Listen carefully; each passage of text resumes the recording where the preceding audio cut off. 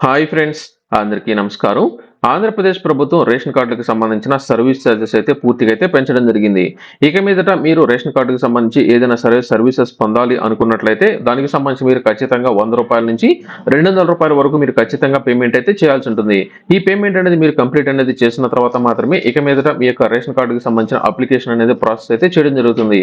అలాగే ఎవరైనా సరే మీ యొక్క రేషన్ కార్డు అనేది పోగొట్టుకున్నా లేదా ప్రస్తుతం ఏదైతే ప్రభుత్వం అన్నది చేసిన ఈ యొక్క స్మార్ట్ రేషన్ కార్డు అనేది ఉందో ఈ యొక్క స్మార్ట్ రేషన్ కార్డులో ఏదైనా సరే తప్పులు కనుక ఉన్నట్లయితే ఏ విధంగా సవరించుకోవాల్సి ఉంటుంది. అలాగే మీరు ఒకవేళ మీ యొక్క రేషన్ కార్డు అనేది పోయినట్లయితే ఎక్కడైనా సరే పడేసుకున్నట్లయితే డూప్లికేట్ రేషన్ కార్డు అనేది ఏ విధంగా పొందాలి, దానికి సంబంధించి ఎంత పేమెంట్ అనేది చెల్లించాలో ఇప్పుడు నేను మీకు ఆన్లైన్ లో లైవ్ డెమో నేను మీకైతే చూపించడం జరుగుతుంది.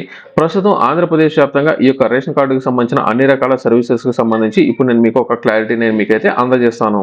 ఆంధ్రప్రదేశ్ ప్రభుత్వం నుంచి వస్తున్న అన్ని రకాల ప్రభుత్వ పథకాలకు సంబంధించి ఎప్పటికప్పుడు మీకు తాజా అప్డేట్స్ కావాలి అనుకున్నట్లయితే ఇప్పటివరకు మీరు viral Vasu YouTube channel subscribe చేయకపోయినట్లయితే వెంటనే సబ్స్క్రైబ్ చేయండి. అలాగే ఈ యొక్క వీడియోను లైక్ చేయడం మాత్రం మర్చిపోవద్దు. అలాగే టెలిగ్రామ్ ఛానల్ లింక్ కూడా నేను మీకు డిస్క్రిప్షన్ లో ఇచ్చాను. అది కనుక ఫాలో అనేది అయినట్లయితే ఇంకా ఫాస్ట్ అప్డేట్స్ అందులో నేను మీకైతే షేర్ చేస్తూ ఉంటాను.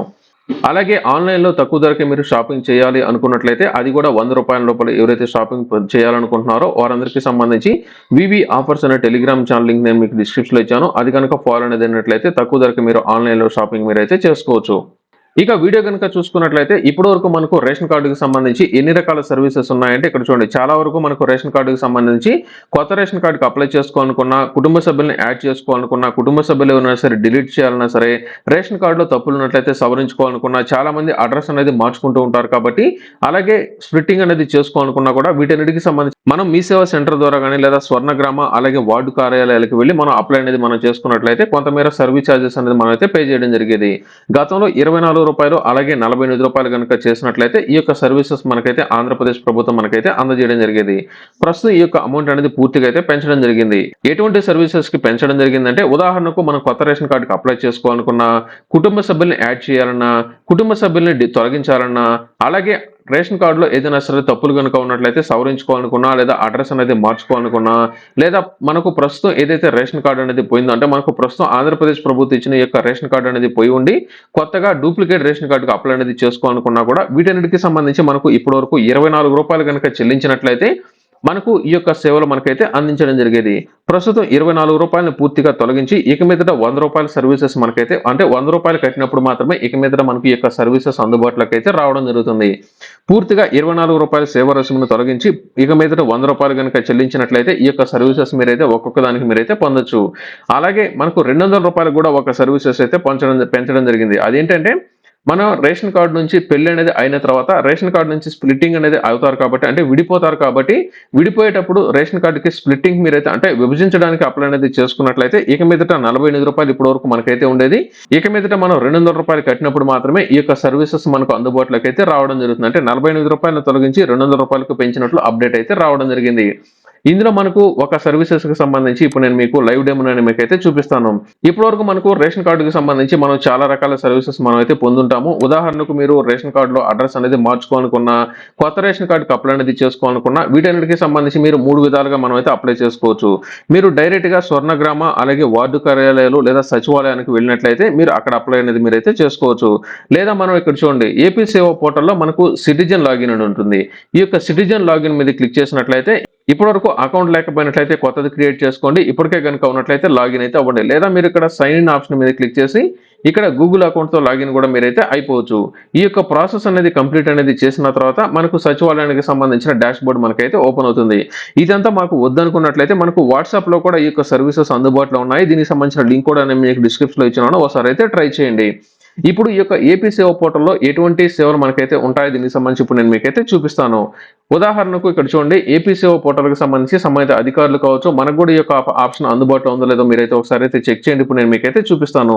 ఇందులో లాగిన్ అనేది అయిన తర్వాత సివిల్ సప్లై డిపార్ట్మెంట్ కి సంబంధించి చూసుకున్నట్లయితే మనకు టోటల్ గా ఈ యొక్క సివిల్ సప్లై డిపార్ట్మెంట్ కి సంబంధించి 9 రకాల సేవలు మనకు అందుబాటులోకి అయితే రావడం జరిగింది.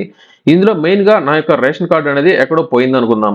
అంటే ప్రస్తుతం ఆంధ్రప్రదేశ్ ప్రభుత్వం ఇచ్చిన ఈ యొక్క స్మార్ట్ కార్డు అనేది పోయింది అనుకుందాం. పోయిన ఈ యొక్క రేషన్ కార్డు అనేది నాకు డూప్లికేట్ రేషన్ కార్డు కావాలి కాబట్టి ఇప్పుడు నేను కొత్తగా డూప్లికేట్ రేషన్ కార్డుకి అప్లై అనేది చేసుకుంటున్నాను. ఇక్కడ 9వ ఆప్షన్ మీద నేనైతే క్లిక్ చేస్తున్నాను. క్లిక్ చేసిన వెంటనే ఇక్కడ మనకు సంబంధించిన బేసిక్ డీటెయిల్స్ మనల్ని అయితే అడుగుతుంది. అంటే కుటుంబ సభ్యుల్లో ఎవరైతే అప్లై అనేది చేయబోతున్నారంటే ఆ యొక్క రేషన్ కార్డుదారుడికి సంబంధించిన కొంత ఇన్ఫర్మేషన్ మనం అయితే ఇవ్వాల్సి ఉంటుంది. ఇందులో మనం ఏదైతే రేషన్ కార్డుకి అప్లై అనేది చేసుకుంటున్నామో ఆ యొక్క రేషన్ కార్డుదారుడికి సంబంధించిన ఆధార్ నంబర్ ఇక్కడైతే ఎంటర్ చేసి ప్రీఫిల్ మీద క్లిక్ చేసిన వెంటనే ఆ యొక్క రేషన్ కార్డుదారుడికి సంబంధించిన అడ్రస్ తో పాటు అన్ని రకాల డీటెయిల్స్ ఇక్కడైతే రావడం జరుగుతుంది. ఇలా కొంచెం కిందికి గనుక వచ్చినట్లయితే ఇక్కడ మనకు అడ్రస్ అనేది అడుగుతుంది. ఈ యొక్క అడ్రస్ ఆల్మోస్ట్ మనకు పర్మనెంట్ అడ్రస్, అంటే మన యొక్క ఆధార్ కార్డులో ఏ అడ్రస్ అయితే ఉంటుందో ఆ యొక్క అడ్రస్ ఇక్కడైతే రావడం జరుగుతుంది. మీ యొక్క ఆధార్ కార్డులో ఉన్న అడ్రస్ లోనే మీరు కనుక ఉంటున్నట్లయితే పైన అడ్రస్ ఏదైతే ఉందో అదే అడ్రస్ ఇక్కడ ఈ యొక్క చెక్ మార్క్ మీద క్లిక్ చేసినట్లయితే సేమ్ అదే అడ్రస్ ఉంటుంది. లేదు మీరు ఆధార్ కార్డు ఉన్న అడ్రస్ లో లేరు, ప్రస్తుతం వేరొక ప్రాంతంలో కనుక ఉన్నట్లయితే అక్కడ ఈ యొక్క అడ్రస్ కనుక క్లిక్ చేసినట్లయితే అక్కడికి ఈ యొక్క కార్డు మీకైతే రావడం జరుగుతుంది. ఇక్కడ కంటిన్యూ మీద క్లిక్ చేద్దాం. ఇప్పటి వరకు మనం బేసిక్ డీటెయిల్స్ అప్లై అనేది చేసాం కాబట్టి ఇప్పుడు అప్లికేషన్ ఫామ్ మనం అయితే ఫిల్ చేయాల్సి ఉంటుంది. అంటే మనం ఏ రకాల సేవలు మనం అయితే పొందుతున్నామో దానికి సంబంధించిన అప్లికేషన్ ఇక్కడ మనం అయితే ఫిల్ చేయాల్సి ఉంటుంది. ఇక్కడ చూడండి రేషన్ కార్డుదారుడికి అంటే ఇక్కడ చూడండి duplicate rice card application form అనేది ఓపెన్ అనేది అయింది కాబట్టి రేషన్ కార్డులో ఫ్యామిలీ మెంబర్స్ కు సంబంధించిన డీటెయిల్స్ ఇక్కడైతే రావడం జరుగుతుంది. ఇక్కడ ముగ్గురు వ్యక్తులు ఉన్నారంటే ఈ యొక్క రేషన్ కార్డులో ముగ్గురు ఉన్నారు కాబట్టి వారి యొక్క డీటెయిల్స్ అయితే రావడం జరిగింది. అలాగే రేషన్ కార్డుకు సంబంధించిన అడ్రస్ కూడా అన్ని ఒకసారి అయితే మీరైతే చెక్ చేసుకోవాల్సి ఉంటుంది. చెక్ చేసిన వెంటనే ఇక్కడ మనకు ఒక ఆప్షన్ కూడా రావడం జరుగుతుంది. పైన ఇచ్చిన ఇన్ఫర్మేషన్ అంతా కరెక్ట్ గా ఉన్నట్లయితే ఎస్ అని, ఒకవేళ తప్పు కనుక ఉన్నట్లయితే నో మీద క్లిక్ చేయాల్సి ఉంటుంది. పైన అన్ని రకాల డీటెయిల్స్ ఎస్ అనేది ఉన్నాయి కాబట్టి ఎస్ మీద క్లిక్ చేశాను. ఇక్కడ ఆధార్ నంబర్ అయితే అడుగుతుంది. ఈ ఆధార్ నంబర్ ఎవరిది ఎంటర్ చేయాలంటే ప్రస్తుతం ఎవరైతే ఈ యొక్క కార్యాలయాలకు కానీ లేదా మీరు ఆన్లైన్ లో అప్లై అనేది చేస్తున్నారో వారికి సంబంధించిన అడ్రస్ ఆధార్ నంబర్ మాత్రమే ఇవ్వండి. ఎందుకంటే ఇప్పుడు మనకు దీనికి సంబంధించిన బయోమెట్రిక్ అనేది వేయాల్సి ఉంటుంది. మీరు డైరెక్ట్ గా ఏపీ సేవ పోర్టల్లో కనుక చేస్తున్నట్లయితే ఓటీపీ ద్వారా కూడా మీరైతే చేయొచ్చు. ఇక్కడ బయోమెట్రిక్ ద్వారా చేస్తున్నారు కాబట్టి ఇక్కడ ఆధార్ నంబర్ అనేది ఎంటర్ చేసి ఇక్కడ దీనికి సంబంధించి వేలిముద్ర ఇవ్వడానికి ఇక్కడ చూసుకున్నట్లయితే ఇక్కడ చెక్ మార్క్ అనేది ఇచ్చినట్లయితే ఇక్కడ చెక్ బయోమెట్రిక్ స్టేటస్ మీద క్లిక్ చేయాలి. బయోమెట్రిక్ అనేది వేయాల్సి ఉంటుంది. లేదా ఐరిస్ అయితే ఐరిస్, లేదా మీరు డైరెక్ట్ గా మీ ఏపీ సేవ పోర్టల్లో కనుక చేస్తున్నట్లయితే ఓటీపీ ద్వారా కూడా మీరైతే చేసుకోవచ్చు. బయోమెట్రిక్ అనేది అయిన వెంటనే దీనికి సంబంధించిన పేమెంట్ అయితే చేయడం జరుగుతుంది. ఇక్కడ చూడండి ఇక్కడ డూప్లికేట్ రైస్ కార్డుకి అప్లై అనేది చేశారు కాబట్టి సివిల్ సప్లై డిపార్ట్మెంట్ కి సంబంధించి 100 రూపీస్ 100 రూపీస్ ఓన్లీ. దీనికి సంబంధించి ఖచ్చితంగా 100 రూపీస్ అనేది మీరు చెల్లించినప్పుడు మాత్రమే ఈ అప్లికేషన్ అనేది రిజిస్ట్రేషన్ అయితే అవుతుంది. ఆ తర్వాత దీనికి సంబంధించిన మనకు ఒక నంబర్ కూడా రావడం జరుగుతుంది. అప్లికేషన్ నంబర్ కూడా రావడం జరుగుతుంది. T20 నంబర్ అంటారు కదా, అటువంటి T26 నంబర్ మనకైతే రావడం జరుగుతుంది. ఇప్పుడు ఇక్కడ చూడండి మనం డూప్లికేట్ రేషన్ కార్డుకి అప్లై అనేది చేసుకున్నాం కాబట్టి గతంలో 24 రూపాయలు తీసుకునే వాళ్ళు ప్రస్తుతం 100 రూపాయలు అయితే తీసుకుంటూ ఉన్నారు.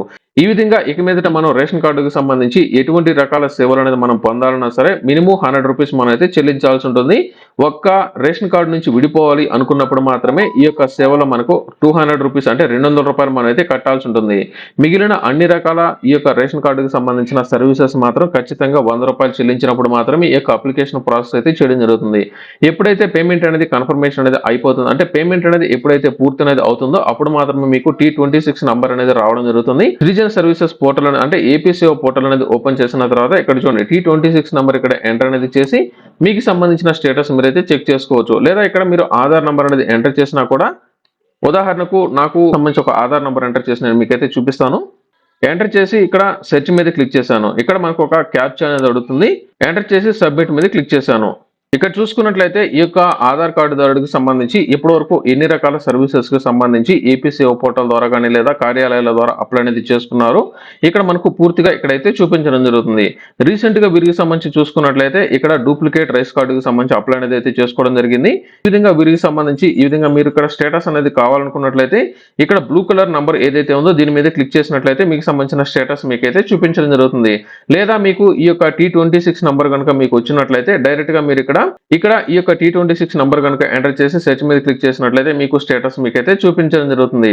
ప్రస్తుతం ఆంధ్రప్రదేశ్ వ్యాప్తంగా ఈ యొక్క సర్వీసెస్ కి సంబంధించిన ఛార్జీలు అనేది పెంచడం జరిగింది కాబట్టి ఇక మీదట ఏదైనా సరే సర్వీసెస్ పొందాలనుకున్నట్లయితే ఖచ్చితంగా మీరు ముందుగానే పేమెంట్ మీరైతే చేసి దీనికి సంబంధించిన సర్వీసెస్ మీరైతే పొందొచ్చు.